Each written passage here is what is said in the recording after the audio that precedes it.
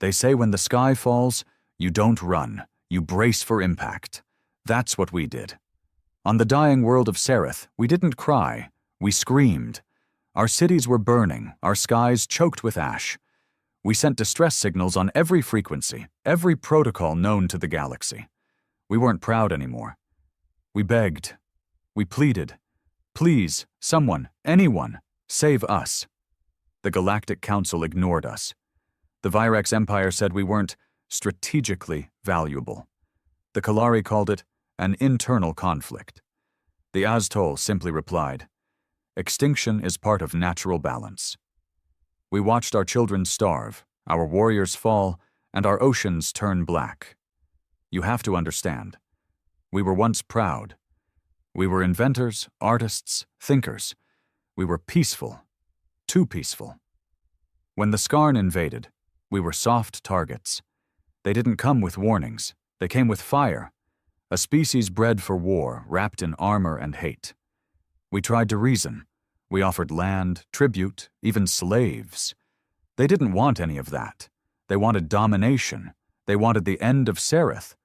We were losing. Fast. Then, one day, in the static of our last-ditch broadcast, a voice cut through. Not mechanical, not translated. Human. Rough, accented, and full of something we hadn't heard in a long time. Hey, we got your message. This is Captain Ava Morgan, Earth Defense Command. We're coming. We thought it was a trick. A lie. Humanity? The backwater species from Sol 3?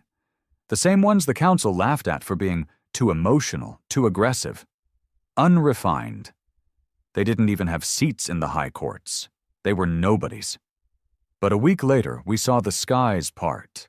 A fleet unlike anything we'd ever seen broke orbit. They didn't fly with elegance or beauty like the Kalari. Their ships looked like blunt fists of steel, bristling with guns and armor plating. No shiny crests, no banners, just one symbol stamped across their hulls. A red and white planet with a ring of stars. Earth had come. At first, we didn't know what to make of them. They weren't diplomats. They didn't wear robes. They wore dark combat suits, scarred with battles from other wars we never heard about. They didn't speak of treaties or peace. They asked one question. Where's the enemy? Captain Morgan herself landed in the ruins of what used to be our capital. Her boots crushed bones as she stepped through the smoke. She didn't flinch. She didn't cry. She looked at our elders, nodded once, and said, "We're not here to save you. We're here to fight beside you." That night, the Sereth saw something we hadn't seen in years, hope. It wasn't just their weapons. It was the way they fought, like cornered beasts. They didn't retreat. They advanced with fire in their eyes and fury in their hearts. And when a Skarn warlord tried to ambush their camp, the humans laughed as they tore him to pieces. One of our scouts said he saw a human soldier pull a burning flag from the rubble and kiss it. We asked him why. He said, "Because we've been where you are, and no one came for us. That's why we're here." That was just the beginning. The humans didn't bring politics. They brought vengeance. They didn't ask for payment. They asked for revenge. And something told us we were going to give it to them. The first time we truly saw what the humans were capable of, it wasn't on the battlefield. It was in the ruins of our hospitals. We had long stopped trying to heal the wounded. There were too many. Supplies were gone. Hope was gone. Our medics worked with splinters and herbs, barely able to stop the pain, let alone save lives. When the humans saw our injured, they didn't shake their heads or look away. They went to work like machines, fast, focused, angry. Their medics were soldiers, too. They treated burns with sprays that hissed and cooled instantly. They stopped bleeding in seconds. They lifted screaming children onto stretchers and whispered things we didn't understand, but the tone said everything. "You're going to make it." One of them, a rough-looking man with a shaved head and tattoos of wolves on his arms, picked up a boy with half his leg missing. He didn't flinch. He didn't look disgusted. He just wrapped the stump and said, You're a tough little bastard, you know that? The boy didn't understand the words, but he stopped crying. It wasn't just care, it was presence. Humanity made us feel like we mattered again, that we weren't just the dying remnants of a forgotten species, that we were worth saving. When the Skarn attacked our southern ridge, the humans were ready. They had fortified it in just 3 days. We thought it was madness, rushing to build trenches, deploy heavy guns, set up command posts. But when the first wave of Skarn came over the hills, it became clear. The humans wanted them to come. They waited in silence, no ceremonial horns, no speeches, just steady breathing. Then the moment the Skarn came into range, all hell broke loose. Turrets screamed, rockets screamed louder, and the humans, they roared. Not in fear, in challenge, in hunger. I saw a unit of 5 humans hold a bridge against 30 Skarn. 5. They didn't retreat. They fought like rabid creatures, backs to each other, covering every angle, moving like one mind. One was shot through the stomach. He didn't even stop, just yelled, "I ain't got time to bleed," and kept firing. Captain Morgan stood on a hilltop, calm, commanding, her armor dusted in ash. She didn't shout. She gave orders like a machine, eyes always forward. When a Skarn transport tried to flank us, she personally led the charge that blew it sky high. Later that night, she called a council of our surviving commanders. She didn't wait to be invited.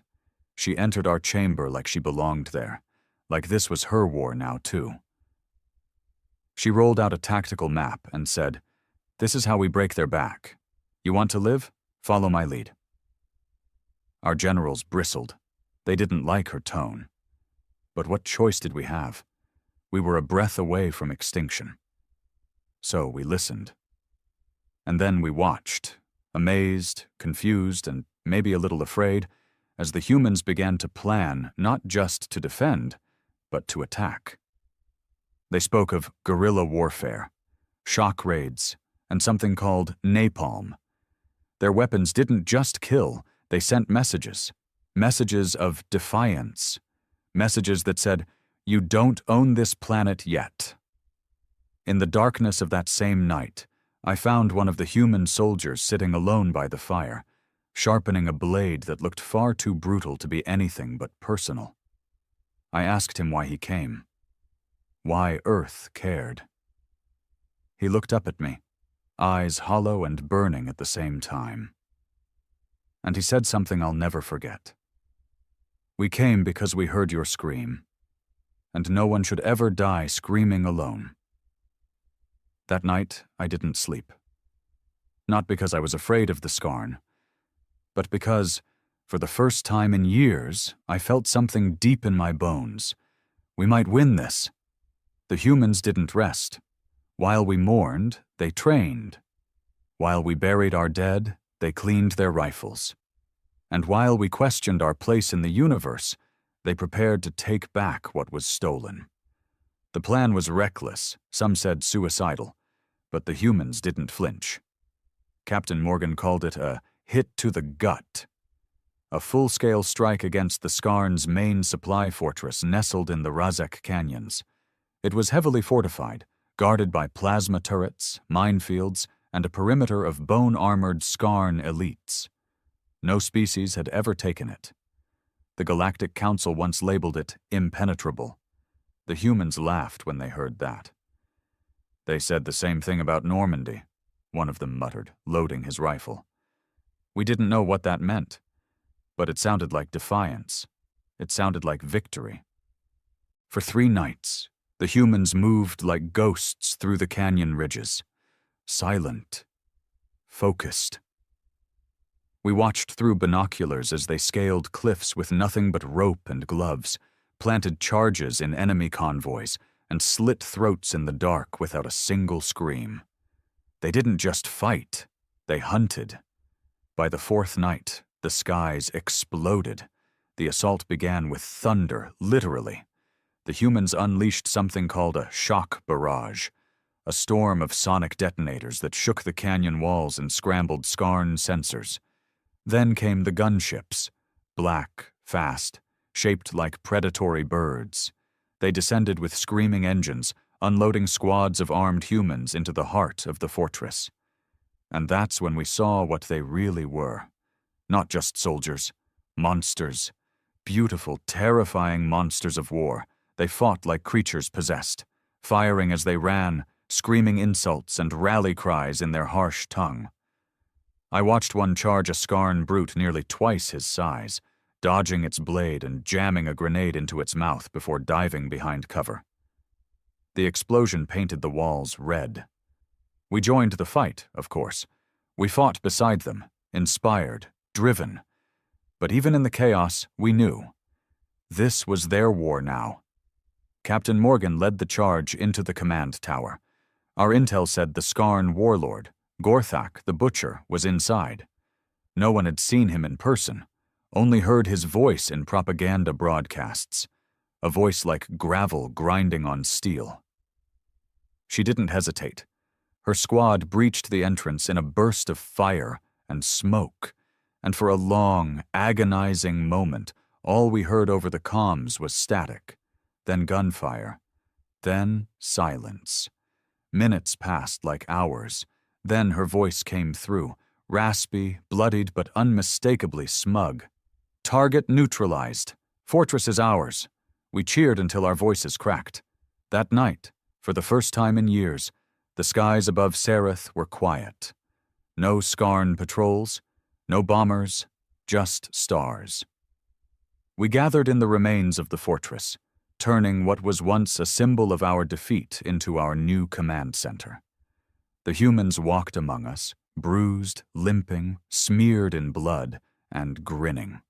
They celebrated not with parades or formalities, but with firelight, music from strange devices, and something they called whiskey. They offered us drinks. We hesitated. Then one of our soldiers, a young girl named Valen, took a sip and made a face like she'd swallowed acid. The humans laughed, and for the first time, so did we. But not all was joy. Captain Morgan stood apart from the others, her armor dented, her eyes darker than before. I approached her, unsure of what to say. She looked at the fortress walls, now scorched with battle and still stained with Skarn blood, and whispered, "This isn't over. It's just the first punch." I asked her if she believed we could truly win. She turned to me, eyes fierce, jaw clenched. "Win? Oh, we're not here to win. We're here to make them wish they never heard your name." And in that moment, I believed her.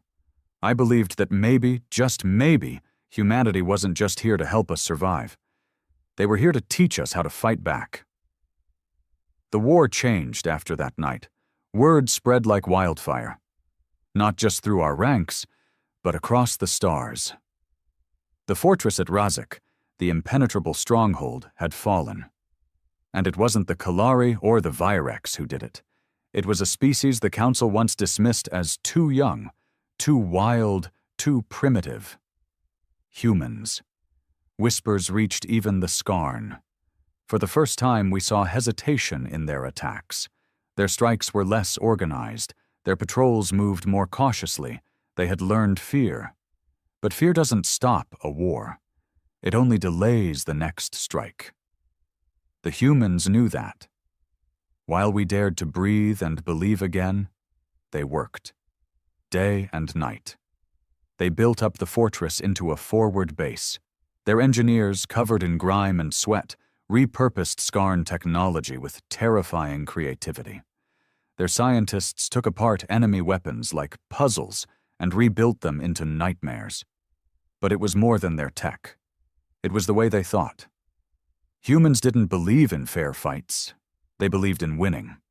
By any means necessary. They taught us how to rig traps using scrap metal and fuel canisters, how to camouflage our movements, how to strike and vanish before the enemy could react. They even showed us how to use sound, playing old Earth battle chants from hidden speakers at night to mess with the Skarn's senses. One track played what they called metal music. We had no idea what it meant, but it shook the ground and made the Skarn flinch. We watched, we listened, and slowly we learned. But not everyone was grateful.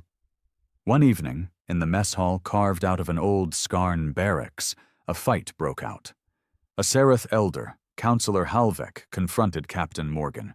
His voice echoed across the hall, loud and bitter. "You do not belong here! This is not your war! You humans fight like beasts and call it glory! You do not understand honor!" The room froze. Soldiers, both human and Sereth, paused mid-bite, mid-sentence. Morgan stood slowly. She didn't raise her voice. She didn't reach for her weapon.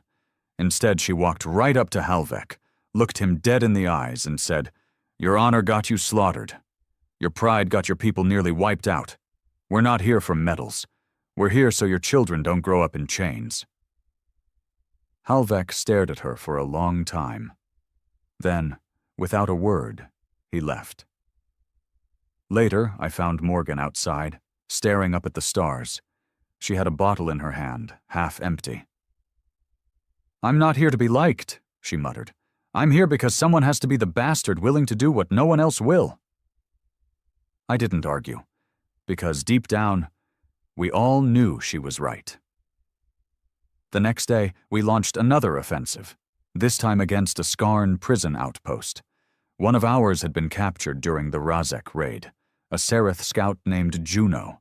Smart, brave, barely 20 cycles old. The humans didn't even hesitate. They planned the extraction like clockwork. No drawn-out strategy meetings, no long debates. Just action, fast, brutal, precise. I was there when we breached the outer wall. We found Juno in a cage, barely conscious, tortured, beaten, left as a message. Morgan knelt beside her, cut the bindings herself, and whispered, "You're not alone." Not anymore. But what stayed with me wasn't the rescue. It was what happened after. The humans didn't just evacuate. They burned the outpost to the ground. They didn't just kill the guards. They left one alive, wounded, tied to a post. A message carved into the metal above him in 3 languages. "We came for one.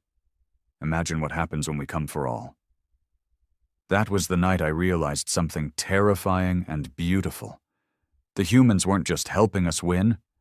They were turning us into something new. Not peaceful, not proud, relentless. And maybe, for the first time in our history, that's what we needed to be. The deeper we pushed into Skarn territory, the more we saw of what they'd done to our world, and the more we understood why the humans fought the way they did. Villages turned to ash, forests reduced to blackened toothpicks, and bodies, so many bodies, not just soldiers, civilians, elders, infants, entire bloodlines wiped out and strung up like trophies. It changed us. There was a time our warriors took prisoners, a time we offered mercy. That time was over. The humans never said it aloud, but we understood.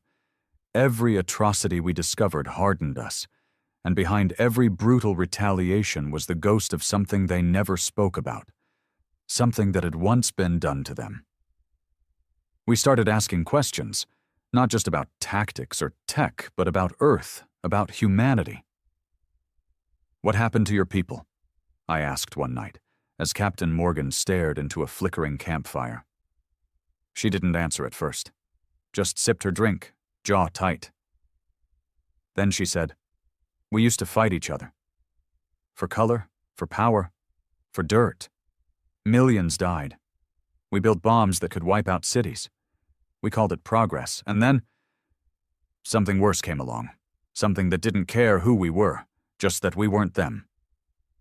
Her eyes glinted, not from the firelight, but from something deeper. Pain. Memory. An alien fleet landed in South America, took half the continent in weeks. We begged the galaxy for help. The council laughed, called it a localized dispute. So we did what we always do. We got angry, and we hit back harder. She leaned forward. We lost billions, But in the end, we drove them out. Not because we were stronger, but because we refused to die. I didn't ask anything else that night, but I understood her better. The humans didn't fight to win. They fought because they remembered what it felt like to be abandoned. We mirrored that rage in the next operation. A coordinated triple strike, 3 Skarn communication nexuses spread across the northern wastes. We struck at dusk, splitting our forces and trusting the humans' doctrine of speed and shock. I led one of the teams alongside a human called Reyes. Quiet man, scar above his brow, spoke only when necessary. But when he did, people listened. His eyes never stopped moving, always scanning, always calculating. We breached the first nexus and found the command deck crawling with Skarn. The Seraph would have fallen back, regrouped. Reyes kicked open the door and opened fire like he was chasing death itself. We followed.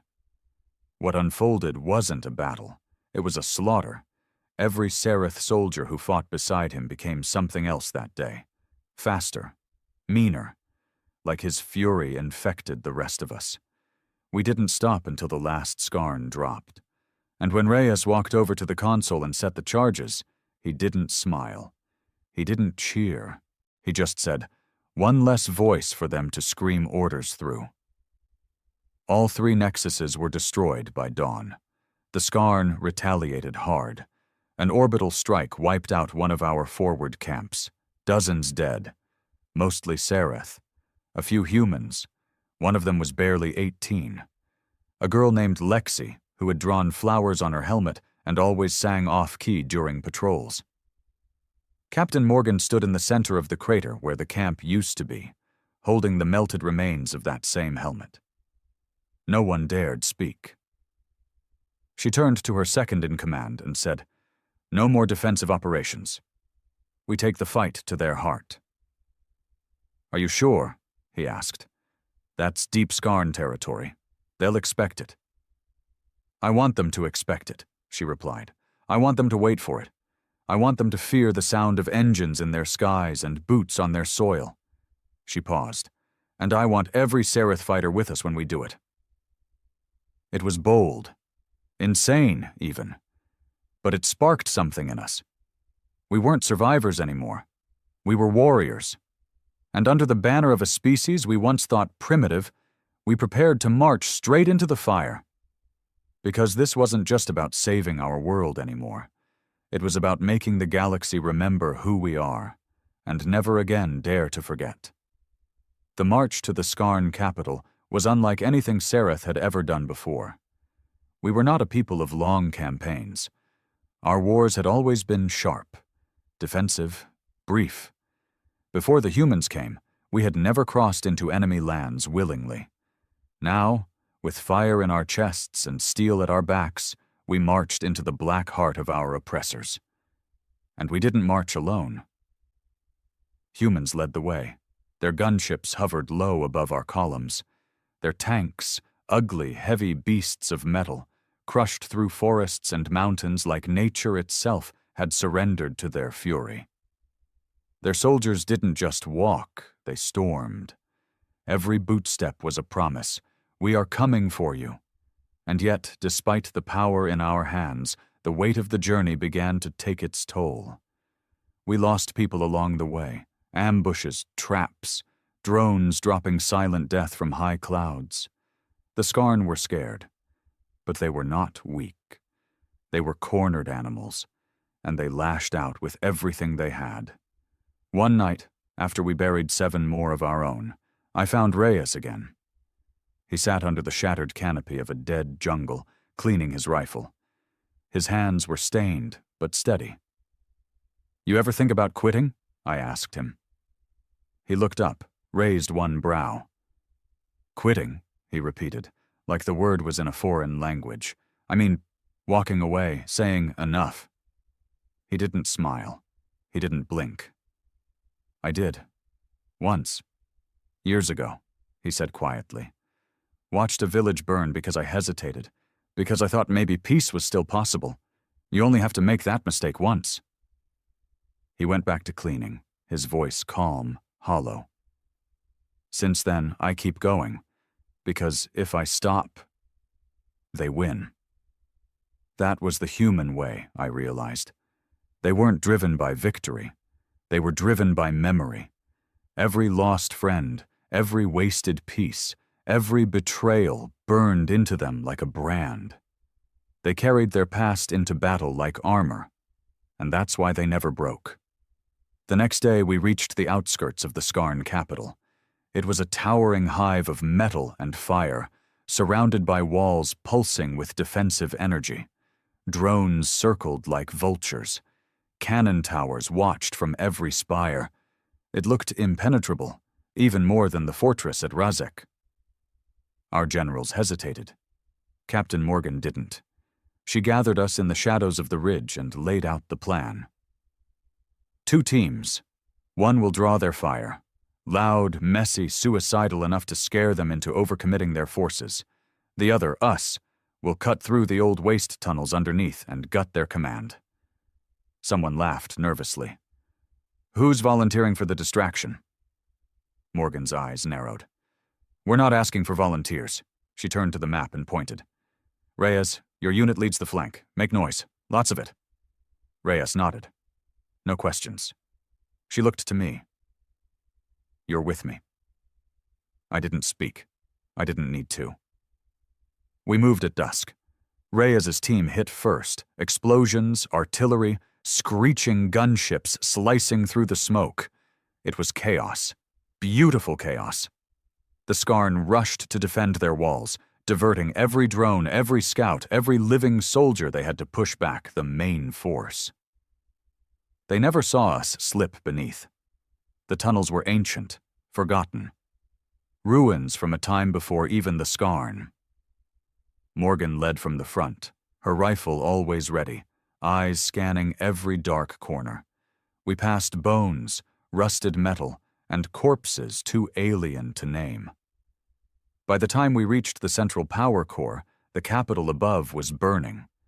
And yet, despite the smoke, the explosions, the madness, we heard the Skarn warlord before we saw him. His voice echoed through the chamber, low, guttural, cruel. You bring insects to challenge my empire? This is your rebellion? He stepped from the shadows, massive and armored, his body pulsing with energy. He was at least twice Morgan's size, a living weapon. But Morgan didn't back down. She lifted her rifle and said calmly, No. This is your punishment. Then she fired. What followed wasn't a duel. It was a reckoning. And as the world above trembled, we knew. The final battle had begun. The warlord didn't die easy. Morgan's first shot hit him clean in the shoulder. Any other creature would have dropped. He stumbled, grunted, then laughed, deep and guttural, the sound echoing through the chamber like a drum of death. You think your little toys can stop me? He snarled, stepping forward, tearing the armor plating from his own wound like it was paper. You've brought fire, yes, but I am the storm. He charged. Morgan didn't flinch. She ducked low, rolled to the side, and fired again. The shot pinged off the warlord's leg armor, barely slowing him. He swung a massive blade, thick as a man's torso, cleaving through ancient stone pillars like they were dust. We scattered. The fight was chaos. Close, brutal, no elegance. Morgan fought like she had nothing left to lose.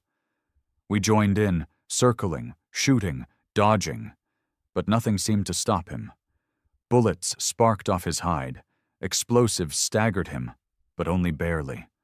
The warlord was built for this, born for this, and he knew it. You bring cowards and scavengers to face me, he spat, swatting a Sereth soldier against the wall with one backhand. You beg for help from apes who think pain is power.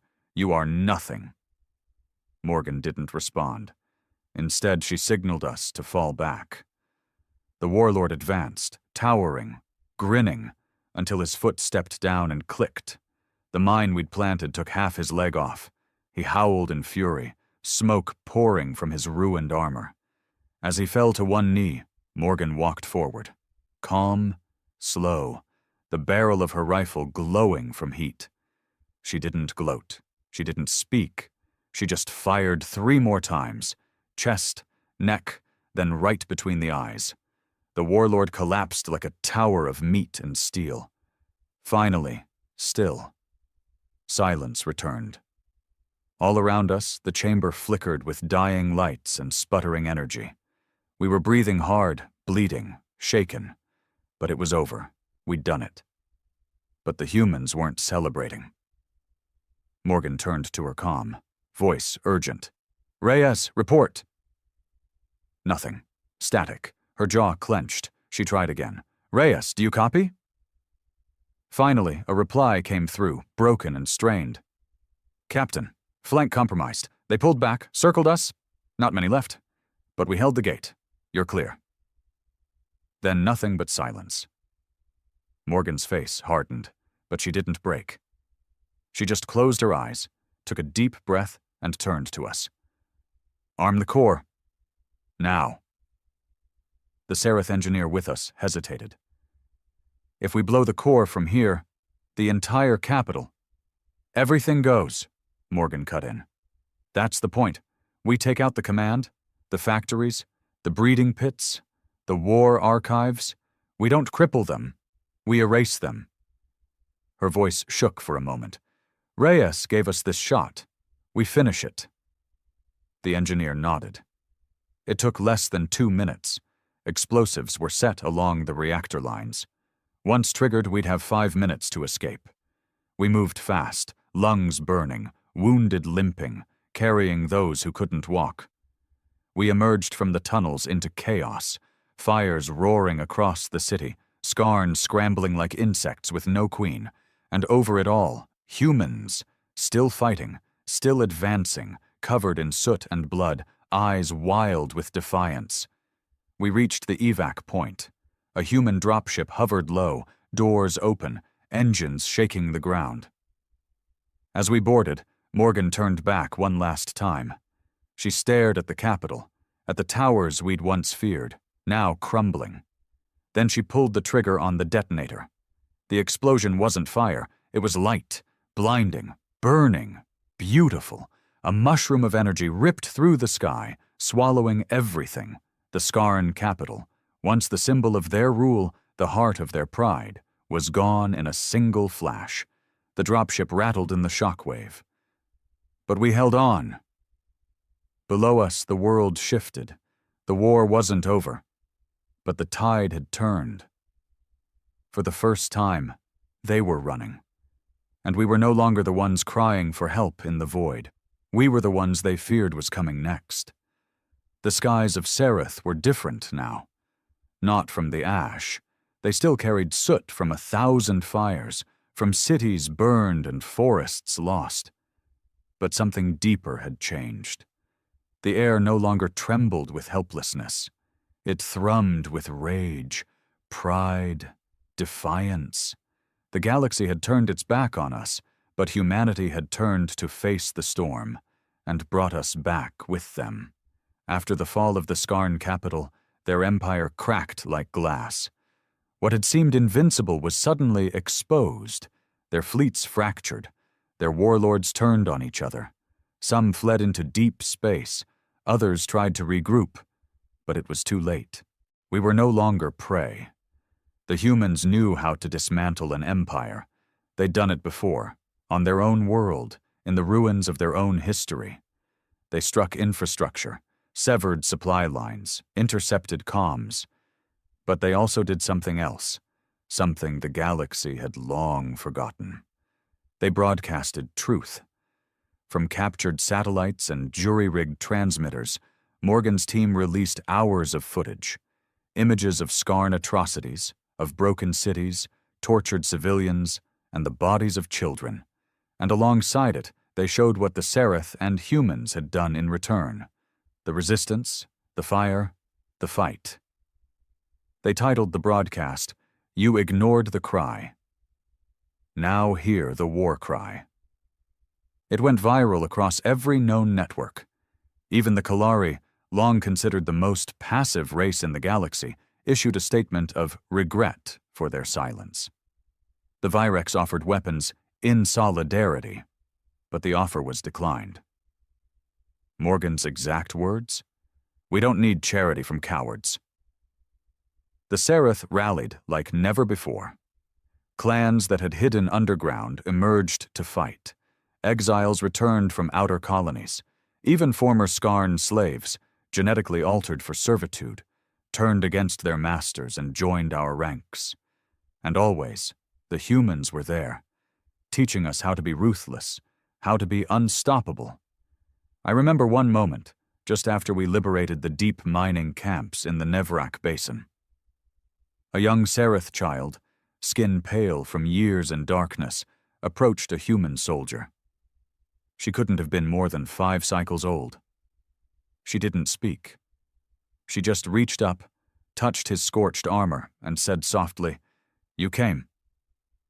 The soldier, big, grizzled, missing half an ear, knelt beside her. And through all the grime, he smiled. "Yeah," he whispered. "We did." Captain Morgan, though, was never one for sentiment. Even as victory loomed, she stayed focused, calculating. She didn't smile when news came in of a Skarn warlord defecting. She didn't cheer when we reclaimed the Valley of Temples, a sacred site we thought lost forever. Instead, she gathered us in the ruins of that valley and delivered one final command. "We don't stop until the last chain is broken," she said. "Not just for Seraph, for every world that screamed and got silence in return." And so we didn't stop. In time, the Skarn Empire collapsed entirely. Some fled into uncharted systems, others begged for peace. We gave it, on our terms. No treaties, no councils, just a warning, spoken in 100 tongues. Never again. When it was truly over, when the last battlefield had gone quiet and the last gun had cooled, we stood among the rubble of our old capital. Rebuilding began slowly, stone by stone, seed by seed. But something had already been rebuilt inside us. We were no longer the people who begged for help. We were the people who answered the cries. As for the humans, they didn't stay. Once the war was done, they packed their gear and prepped their ships. They refused rewards. They declined monuments.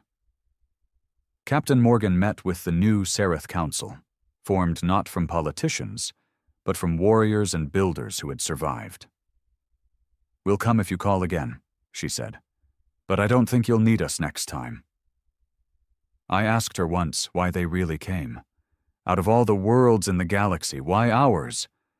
She looked at me, eyes tired but fierce, and said, "Because once, we screamed into the void too. No one came for us. So we swore, if we ever heard that scream again, we'd be the ones to answer it." Then they left. Their ships vanished into the stars, leaving behind only footprints, fire-scarred armor, and stories that will echo for 1,000 generations. We begged the galaxy for help. Only humanity heard our cry. And they didn't come to save us. They came to teach us how to win.